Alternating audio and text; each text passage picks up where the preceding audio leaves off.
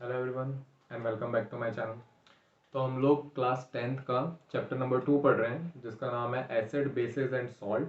इसमें हम लोगों ने एसिड कंप्लीट कर दिया है, बेस कंप्लीट कर दिया है, सॉल्ट भी ऑलमोस्ट कंप्लीट कर दिया है, थोड़ा सा बाकी है। इसके पहले वाला वीडियो में हम लोगों ने बेकिंग सोडा पढ़ा था। अब आज हम लोग पढ़ने वाले हैं वॉशिंग सोडा, है ना।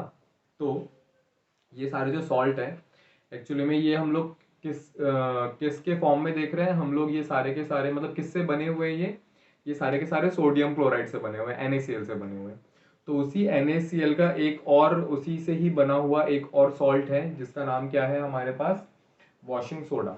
जिसका फॉर्मूला, केमिकल फॉर्मूला क्या होता है, Na2CO3.10H2O। ठीक है।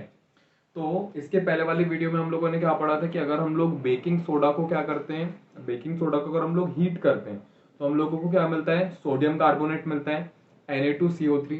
अगर हम लोग उसी Na2CO3 की रिएक्शन करवाते हैं वाटर के साथ, वाटर के 10 मॉलिक्यूल्स के साथ, तो हम लोगों को क्या मिल जाता है, हम लोगों को मिलता है Na2CO3.10H2O यानी कि वॉशिंग सोडा।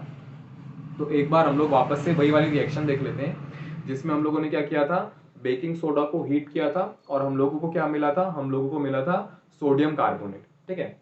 तो हम लोग के पास बेकिंग सोडा है, हमारे पास बेकिंग सोडा का फॉर्मूला क्या होता है, NaHCO3, सोडियम हाइड्रोजन कार्बोनेट। तो यहाँ पर है हमारे पास NaHCO3। हम लोगों को इसको हीट करना है, हीट करने से पहले हम लोगों को इसको 2 मोल्स में लेना पड़ेगा। जब हम लोग इसको क्या करते हैं, हीट करते हैं, तो हम लोगों को क्या मिलता है, हम लोगों को मिलता है Na2CO3। ठीक है। यहाँ पर मेरे पास सोडियम के 2 मोल्स हो रहे हैं, देखो यहाँ पर हो गए सोडियम के 2 मोल्स। CO3 मतलब यहाँ पर आ गया मेरे पास CO3 पर CO3 कितना है मेरे पास, यहाँ पर देखो कार्बन मेरे पास 2 है और यहाँ पे कार्बन एक ही है, तो एक और कार्बन रहता है, वो कार्बन क्या बनाता है, वो कार्बन बनाता है CO2। ठीक है। और इसके अलावा अगर आप देखोगे तो यहाँ पर हाइड्रोजन भी है और यहाँ का एक ऑक्सीजन भी, तो वो क्या बनाता था, वो बना रहा था H2O। H2O मतलब वाटर। ये हम लोगों ने बहुत ही ज्यादा अच्छे से डिटेल में इसके पहले वाले चैप्टर, इसके पहले वाले वीडियो में पढ़ चुके हैं। आप अगर आपने वो वीडियो नहीं देखा तो आप एक बार जाकर वो वीडियो देख सकते हो। ठीक है। तो हम लोग वहीं से ही बेकिंग सोडा की जो हीटिंग था वहां से ही स्टार्ट कर रहे हैं। तो ये है मेरा बेकिंग सोडा। इस बेकिंग सोडा को मैंने क्या किया, हीट किया। तो हीट करने पर मुझे क्या मिल रहा है, सोडियम कार्बोनेट मिल रहा है।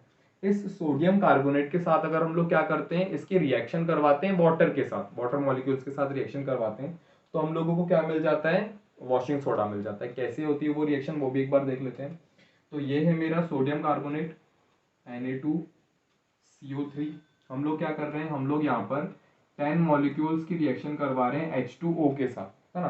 तो होता क्या है, ये जो 10 मॉलिक्यूल्स है ये आकर इस Na2CO3 के साथ कंबाइन हो जाते हैं, मतलब अपन को क्या मिल जाएगा, Na2CO3.10H2O। हम लोग को ये प्रोडक्ट मिल जाएगा और ये जो हमारा प्रोडक्ट है यही क्या है, यही हम लोगों का वॉशिंग सोडा है। ठीक है। अब यहाँ पर ये जो 10H2O है ये क्या रिप्रेजेंट कर रहा है, तो ये जो 10H2O है ये हम लोगों को रिप्रेजेंट कर रहा है कि सोडियम कार्बोनेट के साथ वाटर के 10 मॉलिक्यूल्स ऐड हुए हैं। ठीक है। ये जो 10H2O है ये क्या रिप्रेजेंट कर रहा है कि H2O के 10 मॉलिक्यूल्स ऐड हुए हैं, इस चीज को रिप्रेजेंट कर रहा है। और एक चीज हम लोग क्या पढ़ सकते हैं यहाँ पर कि यहाँ पर सोडियम कार्बोनेट के साथ वाटर के 10 मॉलिक्यूल्स ऐड हुए हैं, तो क्या वो सोडियम कार्बोनेट को वेट कर देंगे, वेट कर देंगे मतलब क्या, उसको वो गीला कर देंगे, वेट कर देंगे, गीला कर देंगे, है ना, या क्या बोलना चाहिए, मॉइस्चर को इंक्रीज कर देंगे इस सोडियम कार्बोनेट को, है ना। तो ऐसा नहीं होगा।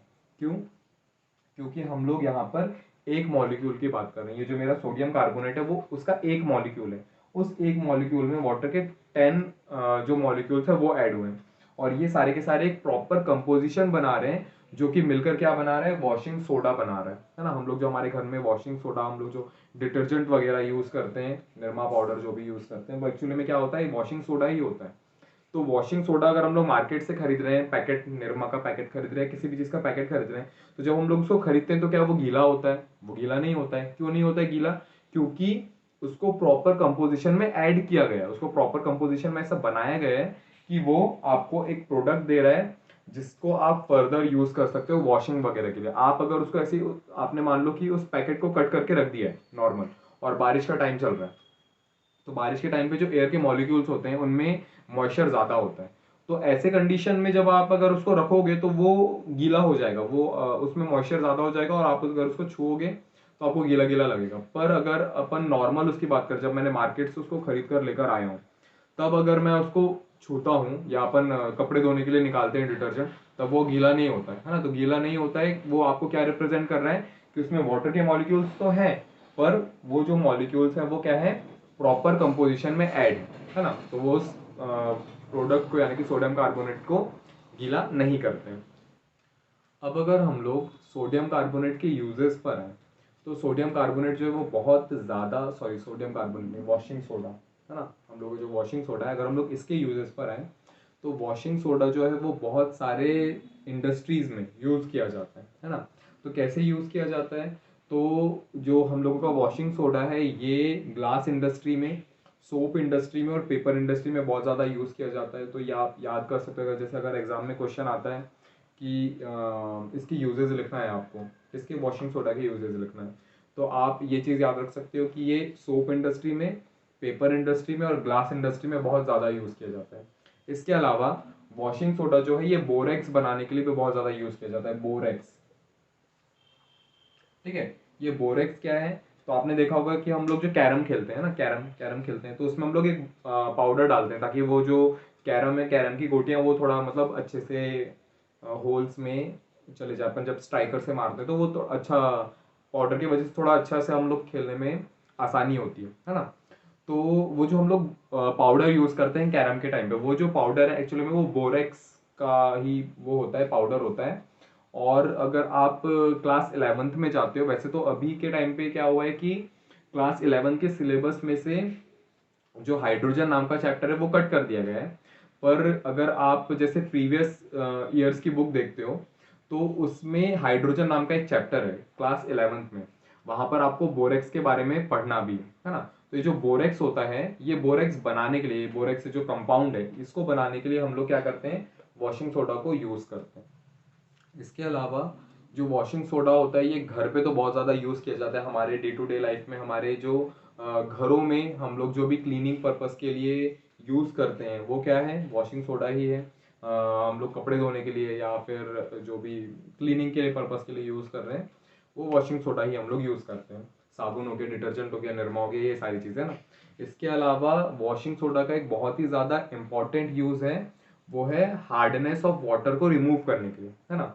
अब ये हार्डनेस ऑफ वाटर क्या होता है, तो ये भी आप वैसे डिटेल में क्लास 11th में पढ़ोगे, पर मैं थोड़ा सा आप लोगों को बता देता हूँ कि ये जो हार्डनेस ऑफ वाटर होता है, वाटर एक्चुअली में दो टाइप के होते हैं, एक होता है हार्ड वाटर और एक होता है सॉफ्ट वाटर, है ना।